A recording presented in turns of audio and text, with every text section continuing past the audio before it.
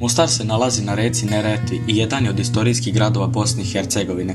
Također jedan je od retkih gradova sa bogatom kolekcijom otomansko-islamske arhitekture. Glavno obilježje ovog grada je stari most. Sagradili su ga na reci Neretvi Otomani još davne 1556. godine.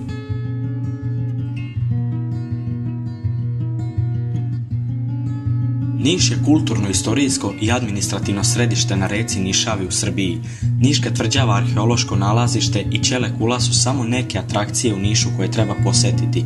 Niška tvrđava je važan istorijski spomenik koji se izdiže na desnoj obali reke sa pogledom na naselja starije od 2 milenijuma.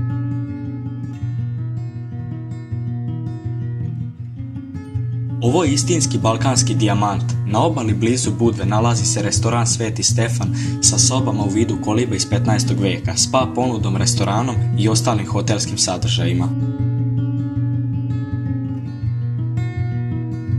U jednom parku možete posjetiti velike vodopade, jezera, šumu.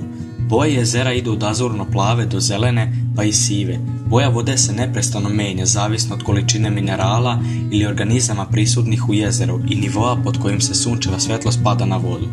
16 jezera formiranih prirodnim putem, branama, sedre je podeljeno na donja i gornja jezera.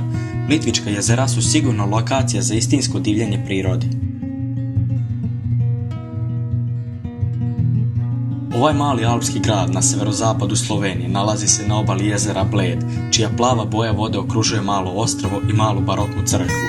Nakon dvosatne šetnje oko jezera posjetite srednjevekovni dvor na vrhu brda za panoramski pogled, a zatim vratite energiju uz lokalne specijalitete u hotelu Park.